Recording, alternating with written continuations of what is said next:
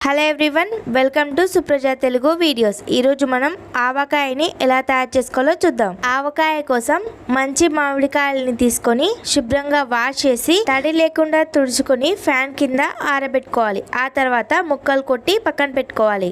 మామిడికాయ ఊరగాయ కోసం ఇక్కడ నేను 1 లీటర్ దాకా నూనెని వేడి చేస్తున్నాను. ఆయిల్ హీట్ అయిన తర్వాత ఇక్కడ నేను 50 గ్రాముల దాకా ఆవాల్ని వేస్తున్నాను. ఈ ఆవాలు వేసిన నూనెని చల్లార్చుకోవాలి. మామిడికాయ ఊరగాయ కలుపుకోవడానికి ఒక పెద్ద గిన్నెని తీసుకోండి. మామిడికాయ ముక్కలను గిన్నెతో కొలుస్తున్నాను. గిన్నెకు నిండుగా రావాలి. నాకు ఈ గిన్నెతో 7 గిన్నెల దాకా మామిడికాయ ముక్కలు అనేటివి వచ్చాయి. మీరు ఏ గిన్నెతో అయినా కొలుచుకోవచ్చు. నాకు 7 గిన్నెల దాకా మామిడికాయ ముక్కలు వచ్చాయి కదా.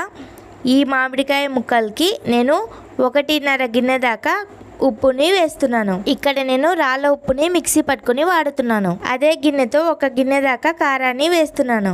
ఒక ప్యాన్ పెట్టుకొని అందులో 100 గ్రాముల దాకా ఆవాలని వేస్తున్నాను.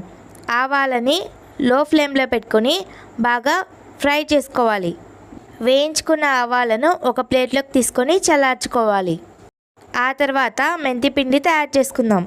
ప్యాన్లో 50 గ్రాముల దాకా మెంతుల్ని వేస్తున్నాను. మెంతుల్ని కూడా లో ఫ్లేమ్లో పెట్టుకొని బాగా ఫ్రై చేసుకోవాలి. మెంతుల్ని కూడా ఒక ప్లేట్లోకి తీసుకొని చల్లార్చుకోవాలి. ఒక మిక్సీ జార్లోకి ఆవాలని మెంతుల్ని వేసి మెత్తగా మిక్సీ పట్టుకోవాలి.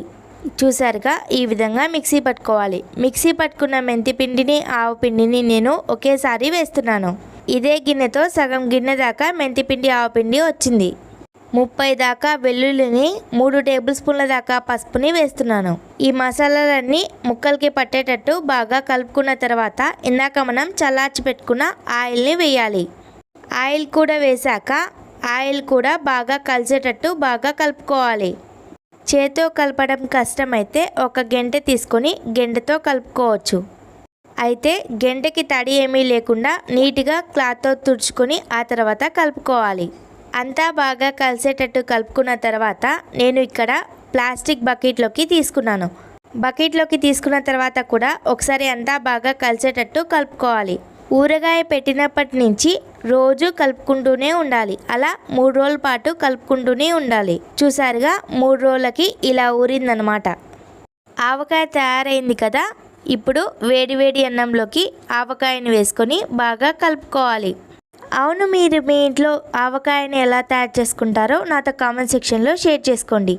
నేను ఆవకాయతో ఒక ముద్ద తిన్న తర్వాత కొద్దిగా నెయ్యి వేసుకొని బాగా కలుపుకొని మిగతా అన్నం అంతా తిన్నాను. ఒక్కొక్క ఇంట్లో ఒక్కొక్క రకంగా మామిడికాయ ఊరగాయ అనేది తయారు చేస్తారు. మా ఇంట్లో ఈ విధంగా తయారు చేస్తారు. ఈ వీడియో నచ్చితే కనుక ఒక లైక్ చేయండి.